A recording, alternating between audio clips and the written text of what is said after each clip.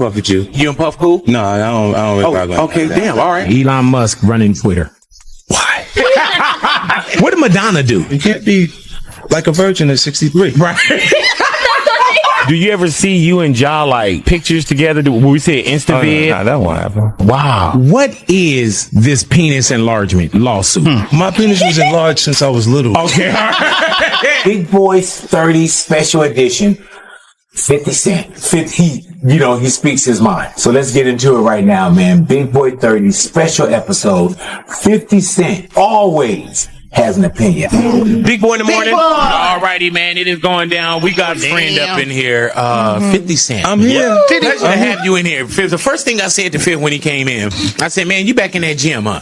Yeah, training, man. Try to get myself back in shape. Yeah, man. Is music that first love? Because some cats be like, man, I could walk away. I need that to feel hot. I hear you. Like, and I like, you can't really fake that. No. It got to be based on the material and you having your finger on the pulse of what's going on and being able to do it. Like the guy that he's hungry. So he's writing because he's hungry because he has nothing. I remember that. I was that. Mm-hmm. And now while they're saying he's hungry, I'm saying, show what? I'm disciplined. Right. Yeah. You know, and it is a significance in staying in a culture that's out with the old and with the new.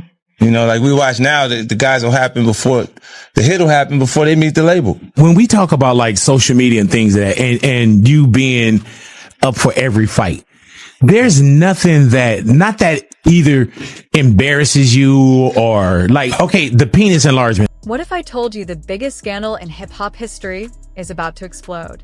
50 Cent is exposing Diddy in a way no one saw coming, with secrets, lawsuits, and a Netflix documentary that could change everything. Stay with me, because what you're about to hear will shock you. What's unfolding is far more than a rap rivalry. It's a calculated power struggle charged with unspoken agendas, sharp critiques, and a demand for reckoning. 50 Cent, once a street hustler who transformed himself into a business titan, has fixed his sights on Diddy with unwavering intensity. But this clash has long since outgrown the realm of music. Beneath the surface lies a far more unsettling storyline, one rooted in power, loyalty, and long-buried secrets now being unearthed. The conflict cuts deeper than industry drama. It strikes at something profoundly personal. For decades, hip-hop has thrived on competition, with rivalry serving as a creative spark and a way for artists to assert dominance. But this isn't about lyrical battles or chart positions. This is about influence, who holds it, how it is wielded, and whether the walls built around reputations as untouchable moguls can withstand relentless scrutiny. 50 Cent, who built his empire brick by brick after surviving an assassination attempt and conquering the rap world, has always understood the power of narrative. He knows that in an industry fueled by image and perception, the one who controls the story controls the legacy. Now, he is determined to reshape the story surrounding Diddy. To understand the magnitude of this moment, one must look at the figures themselves. Diddy, long celebrated as a visionary entrepreneur who elevated hip-hop into the mainstream business world, has crafted a public identity rooted in glamour, luxury, and success. He is more than a rapper. He is a brand, a cultural force, a man who leveraged music to build an empire that touched fashion, liquor, television, and beyond. But along with his rise came whispers, rumors of manipulation, of ruthless business practices, of personal misconduct that rarely reached the surface.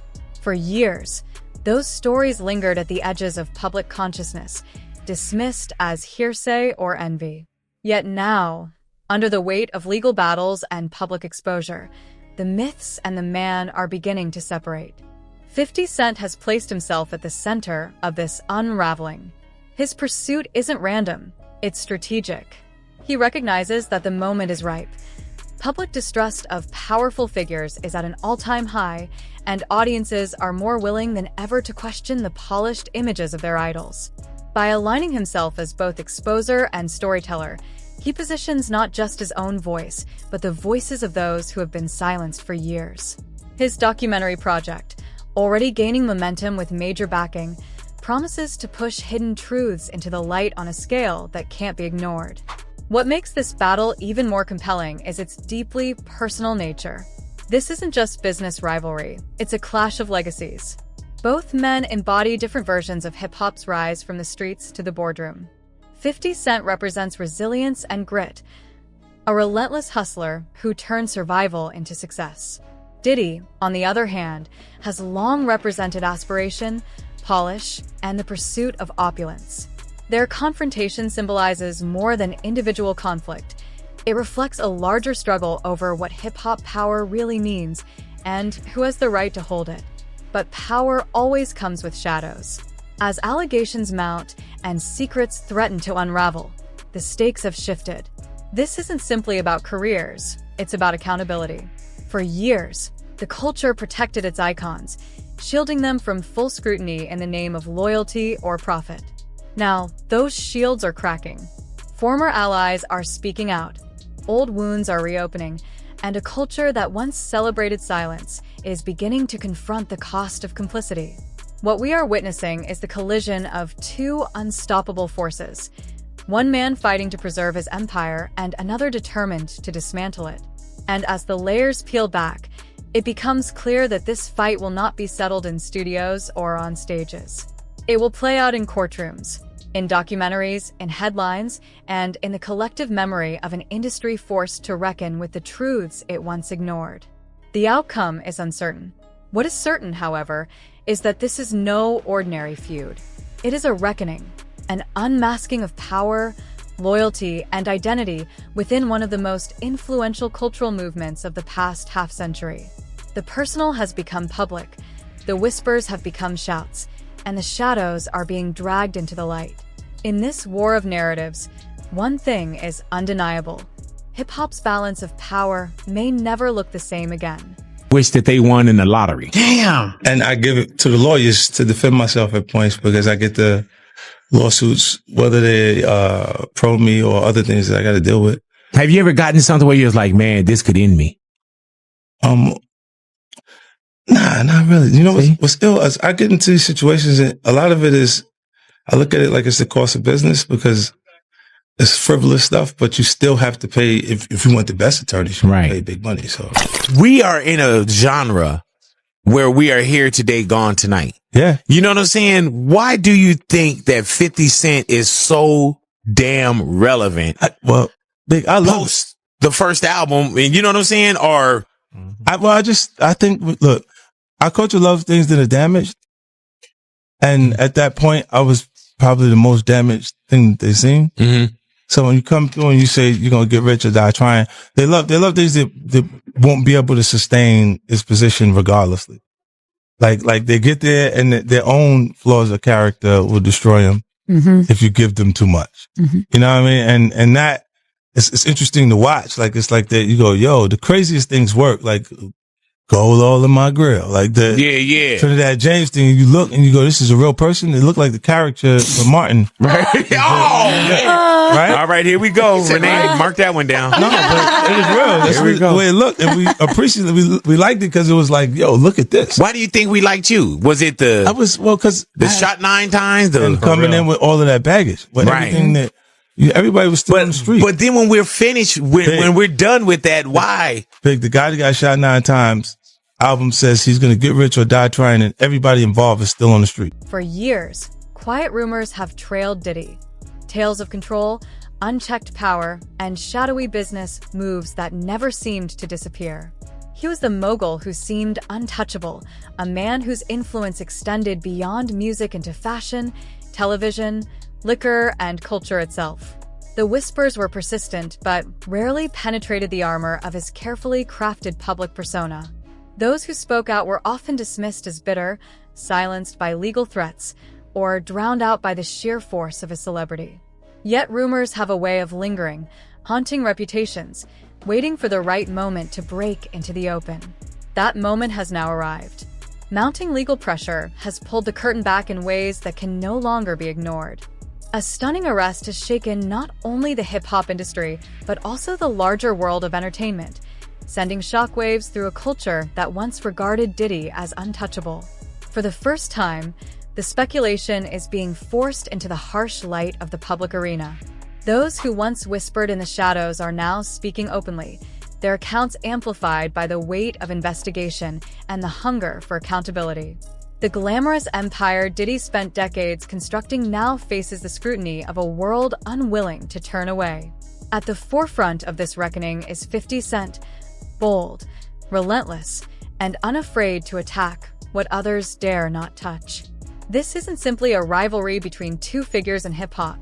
It is a personal mission. 50 Cent, who built his own legacy through resilience, risk-taking, and a refusal to bow to industry giants, has positioned himself as the antagonist to Diddy's carefully maintained narrative. His determination is not only to question Diddy's legacy, but to dismantle it brick by brick, exposing what he sees as the truth behind the polished image. For 50 Cent, this battle is about more than headlines. He has always understood the power of controlling a story. In the world of hip-hop, reputation is everything, more valuable than money, more enduring than chart success. By stepping into this fight, 50 Cent is not only confronting Diddy, but also reclaiming the role of storyteller for an entire culture. Through his social media presence, his bold commentary, and now his upcoming documentary, he is framing the narrative in a way that ensures these allegations cannot be swept aside as idle gossip. What makes this moment significant is that the rumors, once easy to dismiss, are now colliding with legal realities. Allegations of misconduct, exploitation, and intimidation are no longer just whispered anecdotes shared behind closed doors. They're part of public records, lawsuits, and sworn testimonies. The scale of scrutiny has grown beyond entertainment media. It is now a matter of law and accountability. For years, silence protected Diddy. Now, that silence is broken, and the consequences are unfolding in real time. The symbolism here is powerful. Hip-hop, once built on defiance against powerful systems, is now confronting its own icons of power. The industry that elevated Diddy to near-mythical status is now reckoning with the cost of ignoring warning signs, the cost of valuing image over truth. And in this moment of reckoning, 50 Cent has become the unlikely messenger, fearless, unfiltered, and willing to put himself on the line to force the world to confront uncomfortable realities. The outcome is far from decided, but one thing is clear. The narrative has shifted. The whispers are now shouts, the rumors are now investigations, and the world is paying attention. What was once hidden in shadows has stepped into the spotlight, and neither Diddy nor his empire can escape the gaze. This man, and the list goes on. 50 Cent has his hands in just about everything and showing no signs of slowing down. We sat down with the multi-hyphenate to discuss his upcoming return to the stage, his current projects, and what's coming in the future, including his docuseries about Diddy. Curtis James Jackson III, also known as 50 Cent. Thank you so much for talking with us today. Thanks for having me. So let's start with 50 Cent, because I read that the name originally was a metaphor for change, right, and also from a Brooklyn bank robber in the 1980s. Yeah, well, street guy. Yeah. Okay, and so what was that change metaphor that you were thinking about so early on? I came with the concept of I just do things my way, and I know that the other artists over there, there were so many talented artists a part of hip hop culture that I knew they could beat me at different things, but they couldn't beat me at being me. Mm-hmm. This is no longer just a struggle for dominance. It's a deliberate quest to uncover truths long kept in the shadows. 50 Cent has been steadily building a bold, unflinching documentary designed to probe the darkest recesses of Diddy's empire. Now, with Netflix throwing its weight behind the project, the reach has grown exponentially. What was once spoken only in hushed tones is on the verge of being broadcast to millions. The silence is shattering, and the hidden realities of life behind those closed doors are finally edging into the spotlight. I'm gonna stop and watch it. Speaking of, in particular, Netflix docuseries that you've been working on, Diddy Do It. Right. You've been saying for years that you feel you knew Diddy's character. Right. Yet you've said you weren't a part of that lifestyle. You weren't going to the parties. So what makes you so absolutely sure that these kinds of allegations that we've seen against him are true? Well, I'm surprised by the allegations, as surprised as everyone else is. Like, I didn't make the allegations. I didn't tell people to say these things. It comes out, I see it in the news like everyone else. But I did feel uncomfortable with the way you would present the idea of going to these projects. To come party with me. Yeah. And then that swayed me away from it. Just that alone. So you didn't realize as much stuff was coming. Like when I seen today, it was allegations of 3 men that said he drugged them, and it's a long time, to be honest with you. Like when people don't remember being violated for 20 years, it makes me feel a little hard. What are your thoughts on the allegations against Jay-Z? That was interesting. When I was saying things, not knowing exactly what I was saying, but I was going with like, where's Jay at? He's mad quiet. Like while the Puffy thing was going on. But it's obvious now that his team was being made aware that he was in those allegations also. So, I hope it works out, because with his family, the things that go on internally those accusations are crazy. Let's go back to the music. Residency. The timing could not be more volatile. Diddy's recent arrest has ripped the lid off years of buried accusations, pushing once muted allegations into the blinding spotlight. Suddenly, former bodyguards, friends, collaborators, and associates are stepping forward, voices that had previously been dismissed, silenced, or disregarded. But this moment feels different. With 50 Cent using his vast platform to amplify their words, these accounts, often raw, unsettling, and deeply detailed, are finally being heard, shaping a broader and far more urgent narrative. This time, the world isn't just watching, it's listening. At the same time, another front in the storm has opened. Jay-Z is fighting back against a rape allegation, with his legal team urging the court to dismiss the case. His attorney has cited an NBC News investigation that uncovered discrepancies in the accuser's story, further complicating the narrative. The accuser, a 38-year-old mother from Alabama, alleges that both Sean Diddy Combs and Sean Jay-Z Carter assaulted her when she was only 13 years old. She asked NBC to protect her identity, but explained why she chose to speak now. "I think I've been quiet long enough." She recalls attending the MTV Video Music Awards in 2000, where she claims Combs' limousine driver offered her a ride to an afterparty. At the event, she says she spoke with Benji Madden about his tattoo of the Last Supper. However, the Madden brothers later confirmed they were on tour in the Midwest at the time and had not attended the VMAs that year. The woman alleges that after consuming a drink at the party, she began to feel disoriented, and that both Combs and Carter raped her. She says she fled to a nearby gas station, where she called her father to pick her up. "We rode home in silence," she remembers. "He didn't ask me what happened." Her father, in an interview with NBC News, said he could not corroborate her claims. "I feel like I would remember that, and I don't." When asked about the inconsistencies in her account, the woman admitted she may have misremembered some details after 24 years, but insisted the core of her story remains unchanged. "Honestly, what is the clearest is what happened to me." Jay-Z, through his representatives, has firmly denied the accusation, stating, "This incident didn't happen. True justice is coming. We fight from victory, not for victory." That's how one representative for Sean Diddy Combs dismissed the mounting allegations, calling the lawsuit a shameless money grab. But for those stepping forward, the fear is real. Asked if she was scared to go against men as powerful as Combs and Jay-Z, one woman admitted, "I'm scared of what could happen, but I'm more afraid of letting it eat me alive." It takes enormous courage to break a silence that has been enforced for decades. Within Diddy's tightly controlled inner circle, loyalty wasn't optional, it was demanded. Speaking out often meant exile, intimidation, or worse. But that code of silence is finally cracking. With more voices emerging and 50 Cent's documentary poised to spotlight unfiltered testimonies from ex-employees, security staff, and insiders, the story is expanding beyond rumor into documented reality. Backed by investigative reporting and expert analysis, the series aims not only to expose but also to support victims, with proceeds directed toward those who suffered. Painful truths are being transformed into something with real impact. Meanwhile, in the courtroom, Combs' situation grows more dire. A judge has once again denied his bid for bail, his third rejection, keeping him behind bars at Brooklyn's Metropolitan Detention Center as he awaits trial next May on sex trafficking and racketeering charges. Prosecutors argued that no level of monitoring could guarantee the community's safety, citing past incidents, including a 2016 surveillance video showing Combs assaulting then-girlfriend Cassie Ventura. His defense team had proposed a $50 million bond, backed by his Miami home, along with strict 24-hour surveillance if released to an Upper East Side apartment. But the judge was unconvinced.